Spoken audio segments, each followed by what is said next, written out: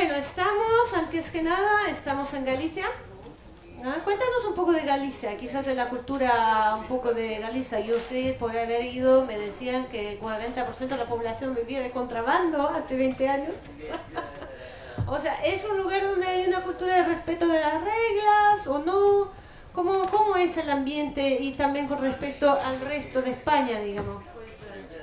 Bueno, Galicia es una región autónoma que pertenece a España, está en el sur de Europa.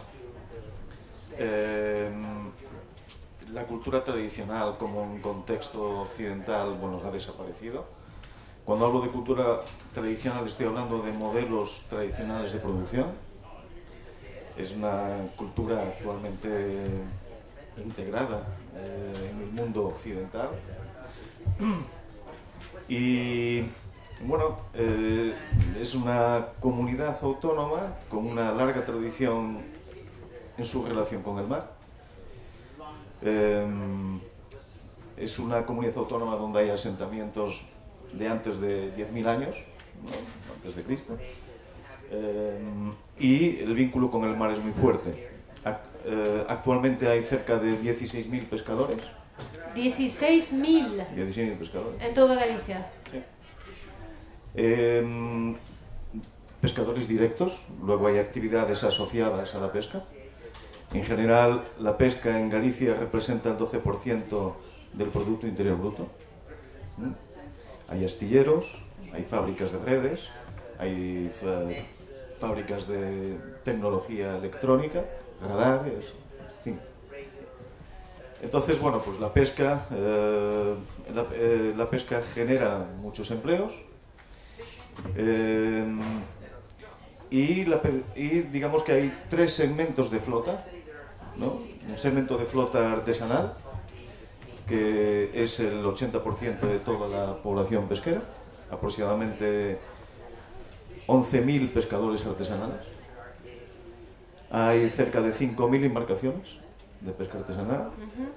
Y luego hay una flota más con una escala de producción mayor, que van desde el cerco, el processuing, ¿no? El long line y el arrastre. Y que son flotas que entendemos por el modelo de producción y sobre todo por la escala de producción, y en comparación con la flota artesanal, nosotros la encuadramos en el marco de un sistema productivo industrial. Ok. Y cuéntanos un poco de esas iniciativas que nos vas a presentar, una síntesis. Bueno, yo creo que Galicia, bueno, es igual exactamente, creo que está sufriendo localmente, digamos, los problemas que que la gente está experimentando a nivel global. Hay problemas de carácter ambiental y sobre todo sociocultural y económico. Desde el punto de vista ambiental se está percibiendo una reducción importante de los recursos pesqueros, de todos en general.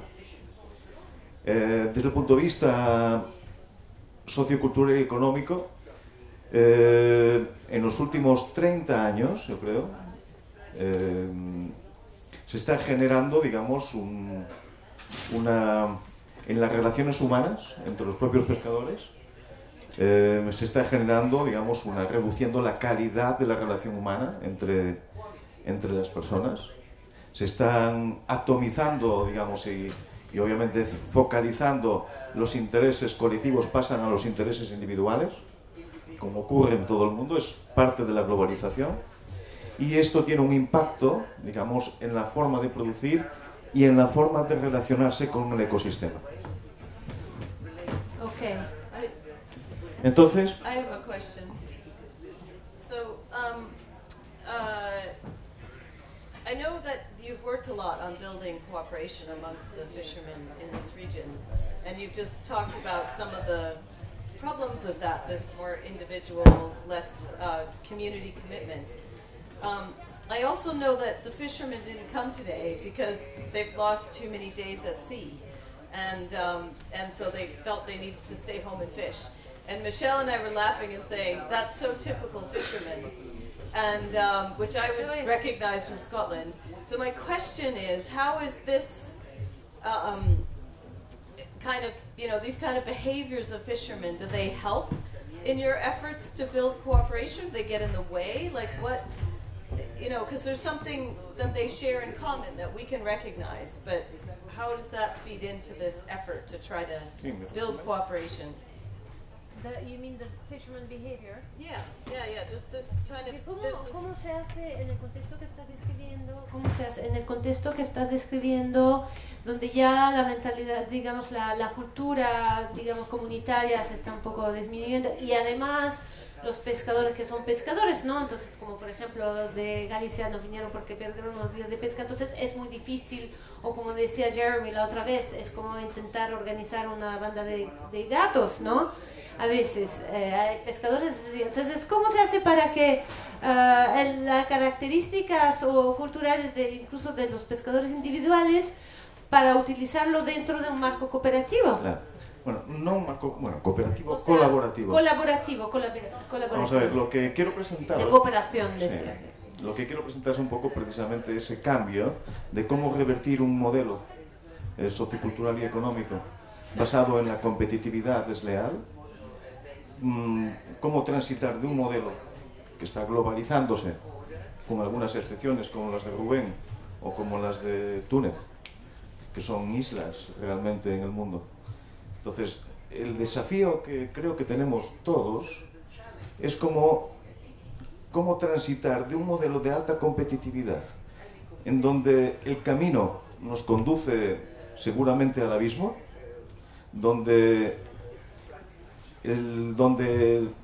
la competitividad entre vecinos y hermanos conduce a la exclusión social y a la pobreza de unos y a la desigualdad. Realmente, si ese es el camino que vamos a seguir, es una opción que tienen, digamos, las personas que tomar, o realmente el camino debemos contribuir a cómo transitar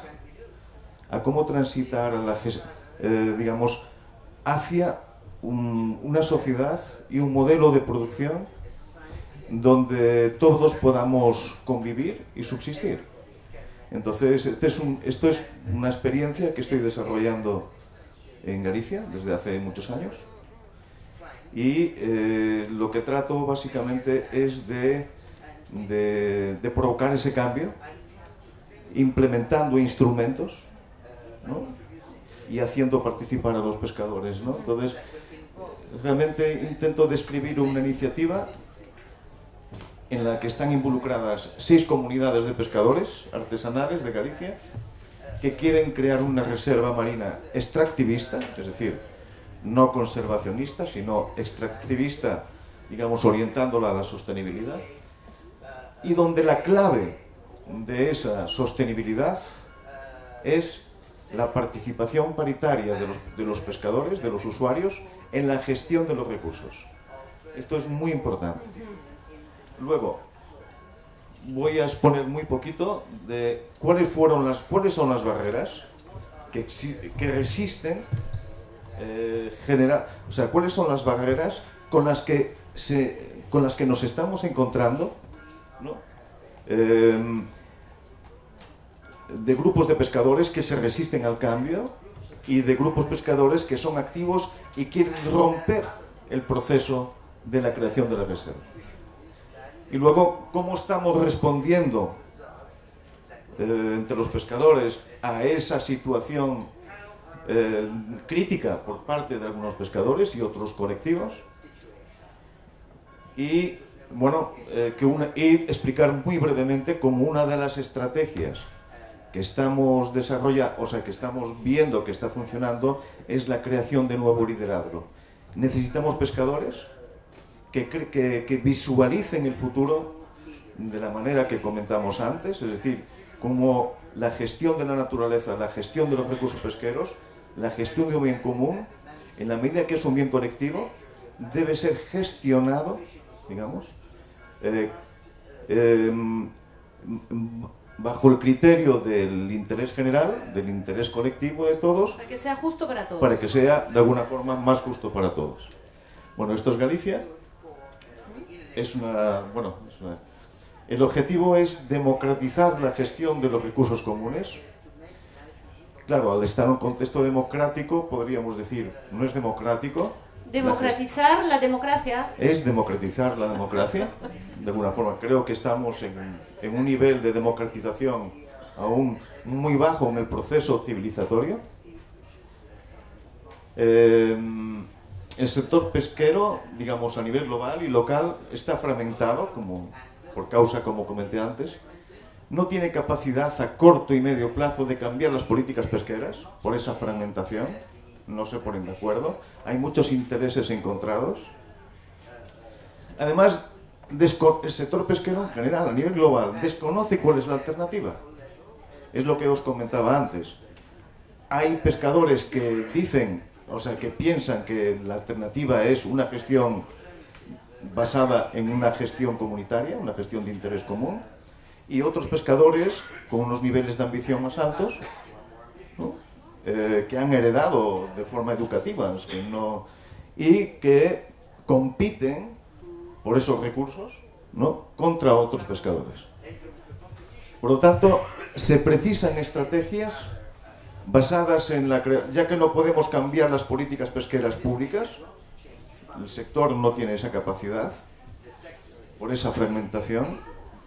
Entonces, la estrategia que hemos elegido ha sido desarrollar proyectos locales que sean eficientes, efectivos, y en la medida que son efectivos, que sean capaces de escalarse y replicarse. Es decir, y nosotros basamos el desafío, lo basamos en pasar de un modelo de gestión centralizada de los recursos hacia otro de gestión colaborativa. Y dentro de la gestión colaborativa, nosotros creemos que el modelo ideal que podría garantizar esos resultados en los objetivos de sostenibilidad es la gestión paritaria.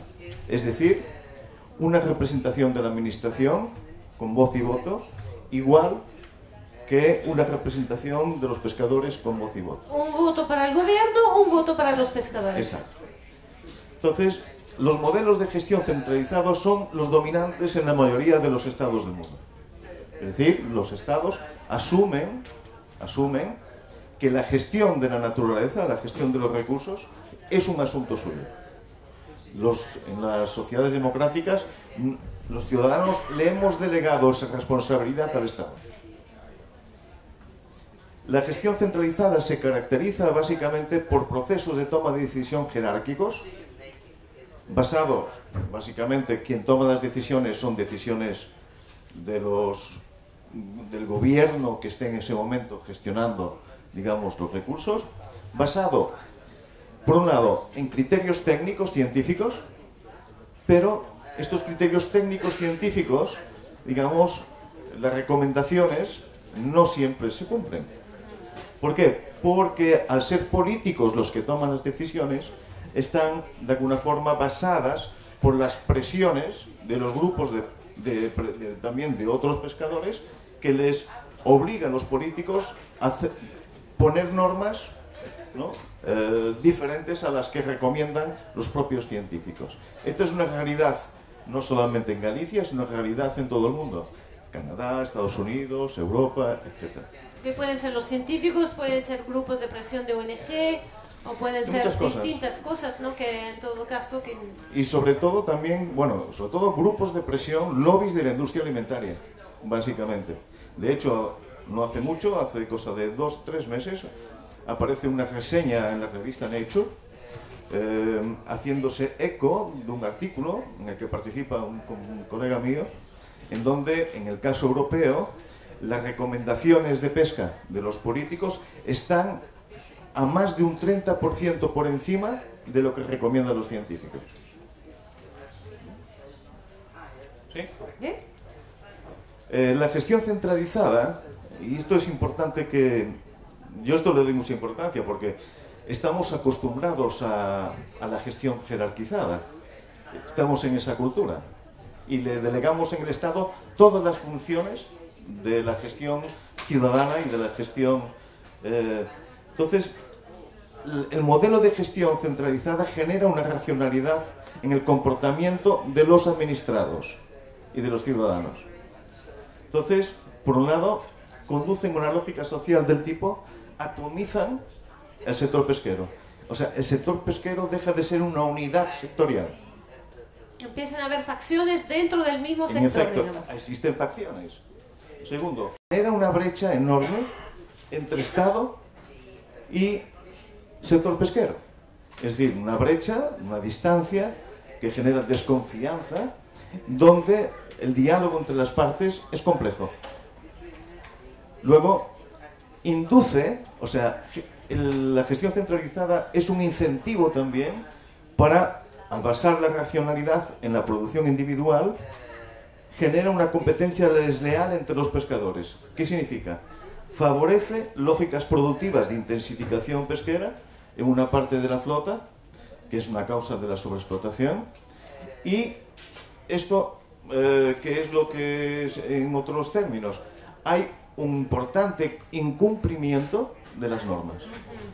Es decir, incumplir las normas cuando las define la administración o el Estado, digamos, no es moralmente sancionable. Existe, por lo tanto, bueno, hay una opacidad, un comportamiento opaco en la declaración de las capturas por parte de los pescadores, y hay un liderazgo a nivel local, a nivel de las comunidades, basado en una demanda a la administración para producir más. Es decir, demandas como excluir al arrastre, eliminar a otro usuario del ecosistema, demandas como incrementar, por ejemplo, los topes de captura, demandas como incrementar los tags, por ejemplo. Okay. Es necesario, esta situación, yo creo que es un reflejo de lo que sucede a nivel global.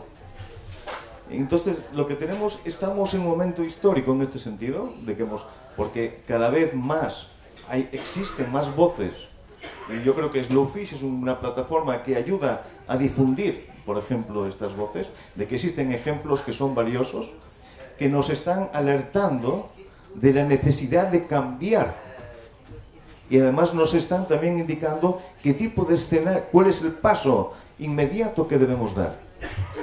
Entonces, digamos que los modelos de gestión, las instituciones derivadas de la gestión centralizada ya no cumplen la función de preservar los recursos. Ya no nos aseguran que la humanidad va a un destino de sostenibilidad.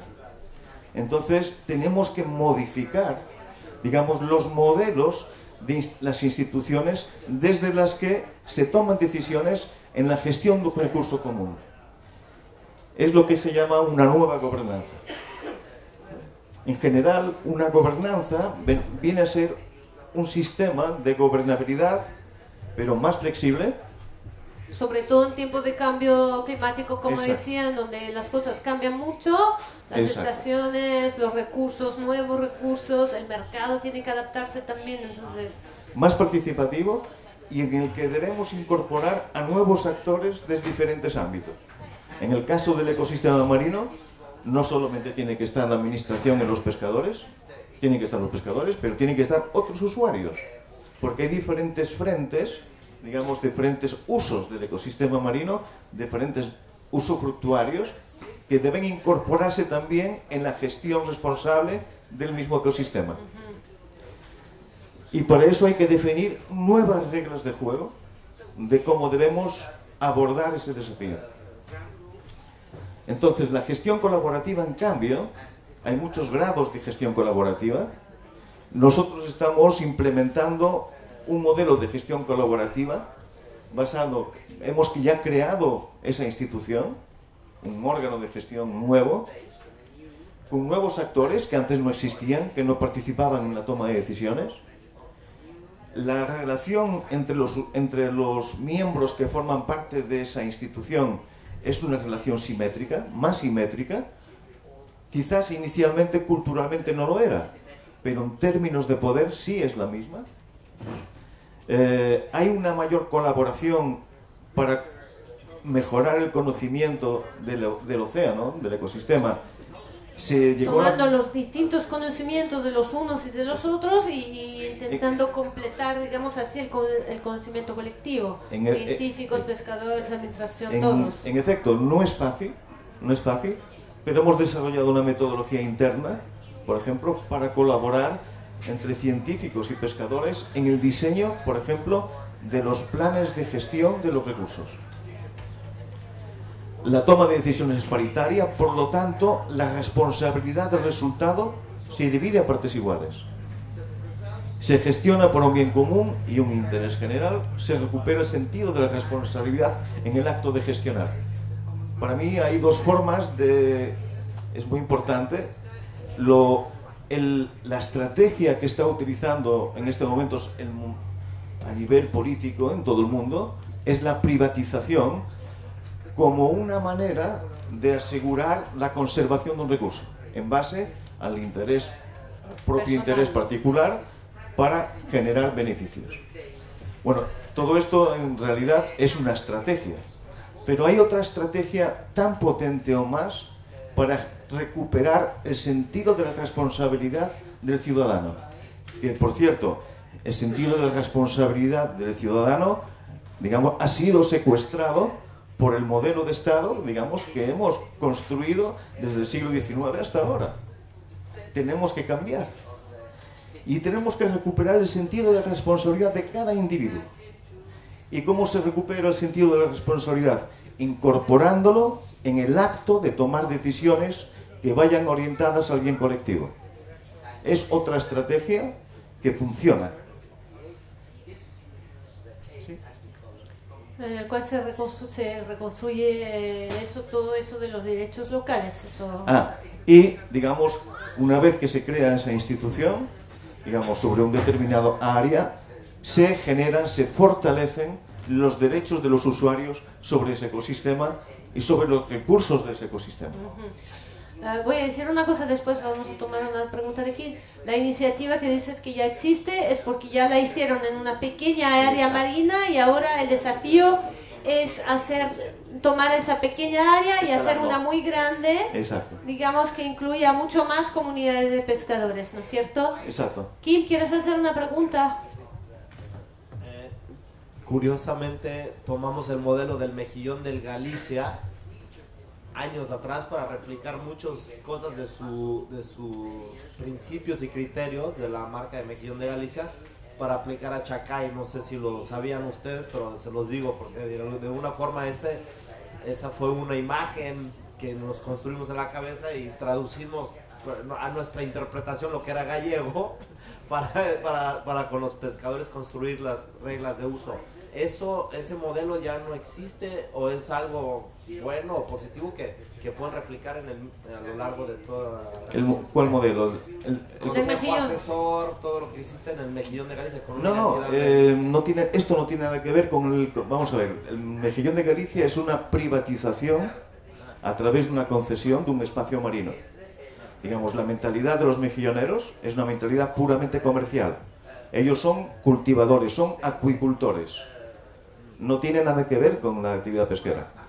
Ellos son, digamos, el Estado les ha dado una concesión por 60 años que pueden renovar y pueden heredar los herederos de los propietarios para el cultivo del mejillón.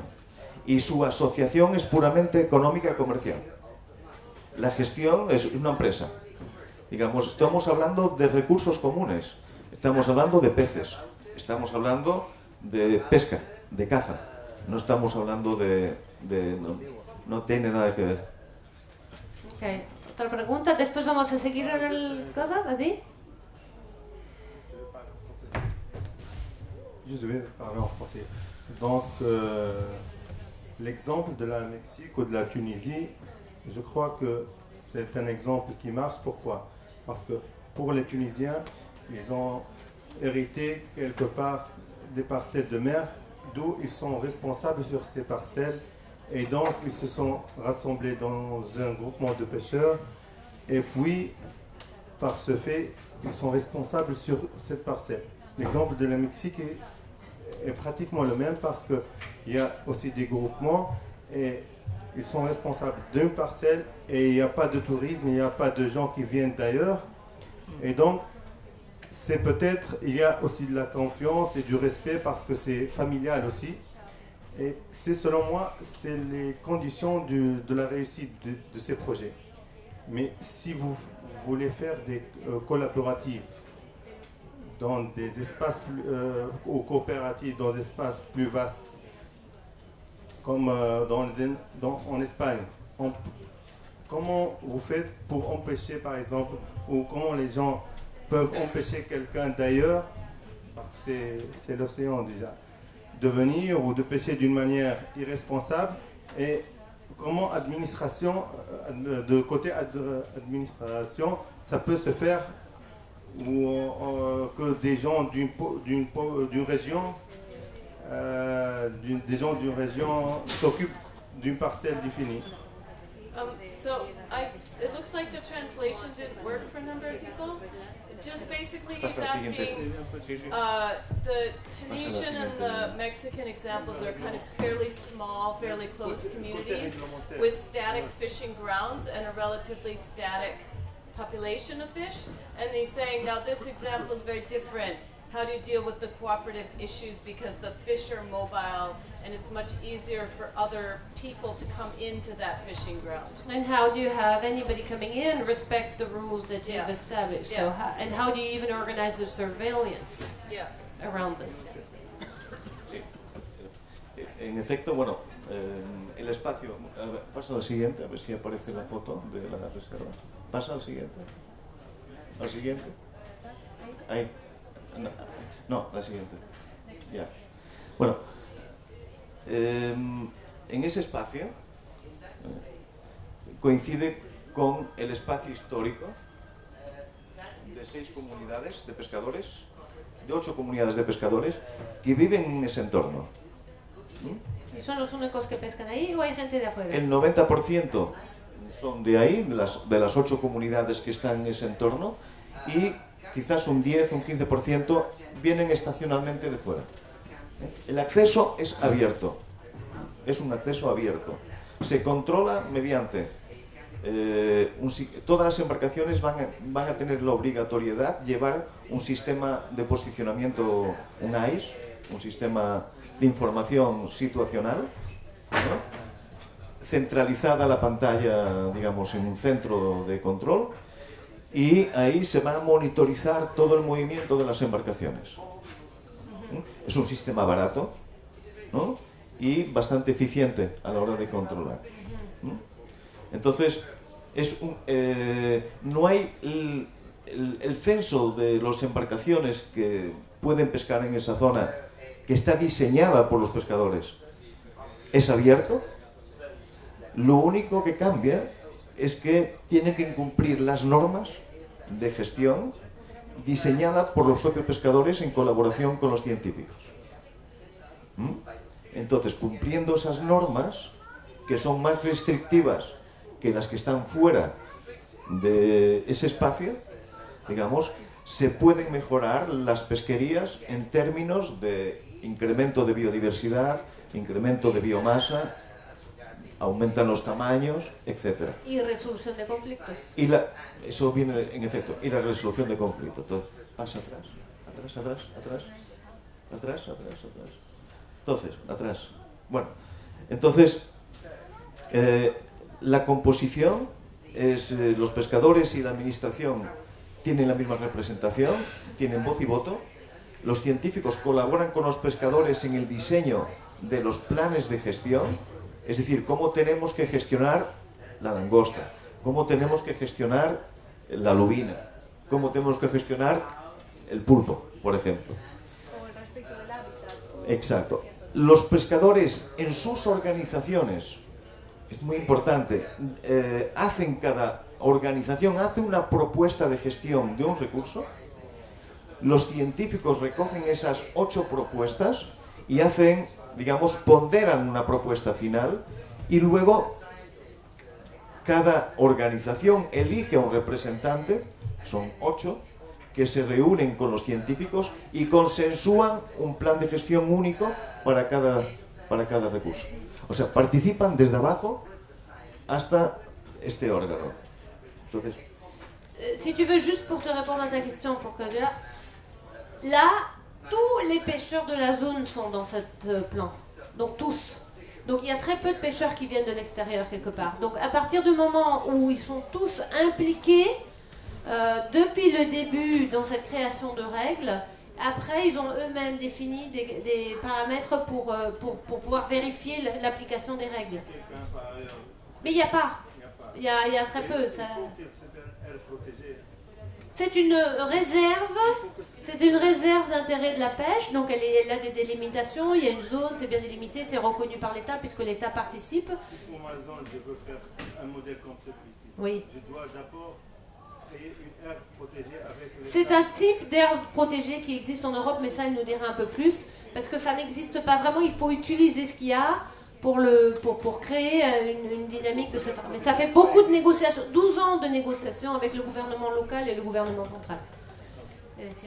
Vale. En este modelo de gestión se pueden incorporar otros actores. Por ejemplo, los dueños de los cultivos de mejillón, por ejemplo, si, como ellos necesitan recolectar la cría de mejillón en el ecosistema, ellos tienen que presentar un plan de gestión que mejore la gestión de esa cría de mejillón ahí. El turismo puede entrar en este proceso. Si los turistas o si los centros de turismo de hoteles ven que las playas no están cuidadas o el paisaje alterado, pueden, digamos, se utiliza también como un espacio, digamos, de denuncia y de exigencia. La pesca deportiva también, cuando hay un plan de gestión que afecta a la pesca deportiva, los pescadores deportivos tienen que estar ahí representados para escuchar y negociar con los pescadores el mejor modelo que beneficie, digamos, a todo el colectivo. Es un modelo de gestión abierto a todos los usuarios del ecosistema. ¿Pasa? ¿Pasa? Sí. Vamos a ver, como dijimos antes, al no tener la capacidad los pescadores de cambiar las políticas nacionales o europeas, entonces se desarrollan proyectos locales con propósito de generar un cambio integral en el modo y formas y mentalidad de gestionar los recursos pesqueros. Una reserva marina es el instrumento jurídico que hemos utilizado. La reserva marina, pero digamos... que no procede del campo ambiental, sino del campo de la ley de pesca, que utiliza el concepto de reserva marina como un instrumento de gestión. ¿Y eso es un tipo de área marina que está dentro de la legislación europea? Europeo y UICN es el tipo 6 de la UICN. Y tiene un único interés, que es el interés pesquero. Básicamente de mejorar la gestión de los recursos pesqueros. Es extractivista.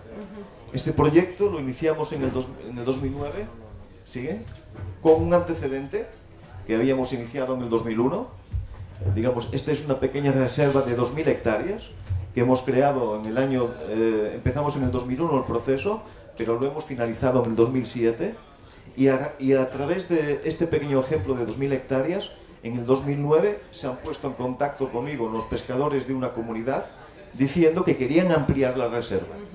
O sea, se puede decir que ahí es una especie de proyecto piloto. Exacto. De una comunidad que se organiza y que eso empieza a contagiar otras comunidades ven buenos resultados. Exacto. Y entonces quieren hacer lo mismo, entonces se pide la ampliación de 2.000 hectáreas a 100.000. A 100.000 hectáreas, o sea, 100.000 hectáreas. Más o menos de una punta a punta y 150 kilómetros de largo. Con una complejidad más, porque antes era más en las aguas, digamos, manejadas por el gobierno de Galicia y ahora una parte de esa reserva sería también por el gobierno de Madrid, ¿no es cierto? Sí, estas son las especies. Todas las especies que se Algunas de las manejan. especies que capturan. Este afecta a 779 embarcaciones, 1.600 pescadores y engloba una población total de 62.000 personas.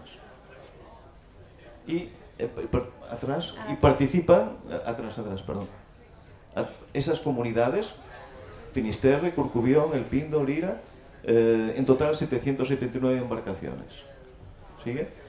Se ha diseñado bajo un ámbito espacial de uso histórico de las 8 poblaciones de pescadores, ¿no? ¿Sigue? Ese tipo de embarcaciones que... Esos son los barcos. El proceso ha sido participativo desde el primer momento. Se ha hecho una comunicación en asamblea a todas las cofradías. ¿Y cómo fue eso? Porque muchas veces los pescadores no quieren participar, no creen, no hay confianza para participar. ¿Cómo lograron crear la voluntad y la confianza para que realmente la gente quiera participar? Bueno, la verdad es que la primera organización de pescadores que nos propuso iniciar ese proceso de ampliación estaba muy motivada, a tal punto de que algunos de los líderes de esa comunidad se han utilizado para comunicarle a otras organizaciones de pescadores, digamos, las ventajas que tendría transitar hacia la creación de esa reserva. Entonces, podemos decir que se han creado comisiones de trabajo. Podemos decir que una de las características del sector pesquero artesanal es el absentismo, es decir, no suelen participar en reuniones, etcétera, etcétera. Podemos decir que la participación en más de 300 reuniones que hemos hecho del 2009 al 2016, la participación ha sido superior al 80%. La verdad es que fue muy importante y monitorizamos todas las reuniones. Excelente. Luego, una vez que estábamos avanzando, ya teníamos el diseño, la forma, la zonificación, que vamos a ver después, se votó en cada cofradía. Es decir, después del 2009, en el 2012-13, le hemos pedido a las cofradías que, después de haber trabajado 4 o 5 años, que realmente si estaban convencidas de si querían seguir adelante con el proyecto hasta el final. Y en todas las cofradías de las 8 organizaciones de pescadores, 6 han votado, bueno, por unanimidad, con el 75% de las firmas, por mayoría. Incluso la Federación Provincial de Cofradías, que engloba, de La Coruña, que engloba a 33 cofradías, ha votado con 7 votos a favor, 1 en contra, y tenemos el apoyo también unánime de la Federación Nacional de Cofradías. Entonces, ¿qué es lo que nos aporta haber consultado a los pescadores? Legitimidad en el proceso. Nosotros somos unos outsiders, creemos en la necesidad de participar y colaborar con los pescadores para transformar la realidad local. Pero nos daba legitimidad, digamos, para seguir trabajando con ellos. Los pescadores han participado, por ejemplo, junto con los científicos, es una forma de colaboración, en la cartografía, por ejemplo, marina de la zona. Continúa. Han participado en la zonificación. Es decir, esta es una propuesta de zonificación, digamos, atrás, diseñada... Atrás. Diseñada por los pescadores. De las 100.000 hectáreas, 22.000 hectáreas están sometidas, digamos, a diferentes figuras de gestión espacial. ¿Sí? Entonces, tenemos 5 minutos más sí, o menos para cerrar. Las resistencias al proceso. Todo este proceso fue complejo. Se crearon individuos, sobre todo pescadores, grupos de pescadores e instituciones, cofradías, digamos, fueron resistentes desde el inicio hasta la actualidad.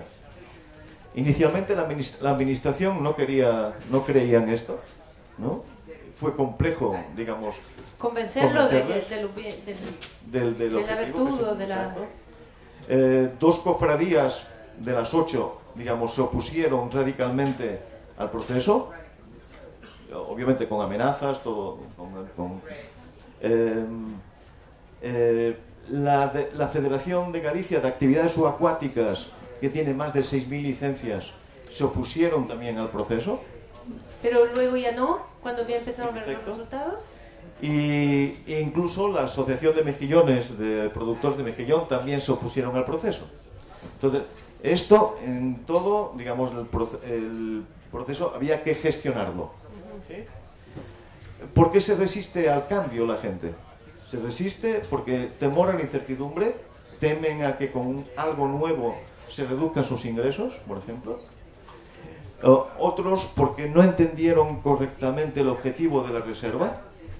Realmente no entendieron lo que podría significar y qué ventajas les reportaría democratizar la gestión de los recursos comunes. Y otros se resisten, y estos son los más agresivos, ven amenazado su modelo de producción. ¿Pasa? Los que ven amenazados en su modelo de producción, la reserva marina implica un incremento de mayor control, de vigilancia, y obviamente la gente que incumple con las normas, al incumplir con las normas, basan su viabilidad económica y su crecimiento económico en el incumplimiento de las normas. Con la reserva ese modelo sería imposible, entonces son los que llevan la bandera de estar en contra de la reserva. Y también hay un temor enorme a la pérdida de liderazgo. Es decir, los líderes de hace 6 años, el discurso era el que comentaba antes. Necesitamos más cuotas, necesitamos más tax, necesitamos más redes, necesitamos más producción en general. Entonces... Esta la podemos pasar, creo. Sí, pasa. Y... bueno, pues para gestionar esta situación, bueno, pues tenemos que pensar, bueno, quiénes son los detractores reales, qué había detrás de su historial pesquero, cuáles son los análisis de los argumentos que utilizan los actores, estos detractores, se les respondió a los medios de comunicación, pero también se generó a partir del 2000, no sé, un nuevo liderazgo en el sector pesquero que ya de alguna forma se enfrentaba y respondía, digamos, con otros argumentos más contundentes a esos otros líderes que amenazaban, digamos, con destruir el proceso. Podrías decir que de ciertas maneras, o sea, los dos actores que habían entendido el proceso y que veían cómo había mayor justicia, digamos, pues salieron, digamos, todo este valor que es a la vez moral y de beneficio de cada uno, empezaron a poder articularlo en un discurso que se enfrentó mejor Exacto. al discurso antiguo de un liderazgo corrupto. Exacto, básicamente eso. Y la última, ¿sí? Entonces, siempre hay y habrá y seguirá habiendo resistencias al cambio. Nosotros pensamos que lo importante es saber qué es lo que se quiere cambiar y hacia dónde queremos ir. Es importante desde el punto de vista metodológico cómo se va a implementar ese cambio. Y si ese cambio permite realmente un desarrollo más justo, equitativo y sostenible de la mayoría de los miembros de una comunidad, en este caso de la comunidad humana. Muchas gracias. Excelente. Andrea, do you want to ask a question? ¿Alguien tiene una pregunta, quizás? Es un caso muy complejo y Antonio es increíble para articular no solo la historia de la comunidad, sino que todo el modelo para una sociedad más justo, porque al final es un ejemplo de unas comunidades, pero muy complejo, que nos hace pensar cómo podríamos manejar mejor todo el planeta, colaborando y yendo hacia una justicia, porque sin justicia nadie quiere respetar reglas, ¿no? Entonces, cómo realmente hacer que esto además se articule en una forma más incluso institucional.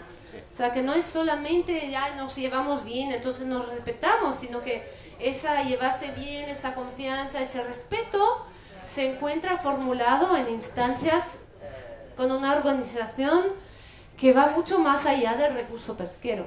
Eso es lo que quisiera decir. Así que un gran aplauso para Antonio y para los pescadores de Galicia.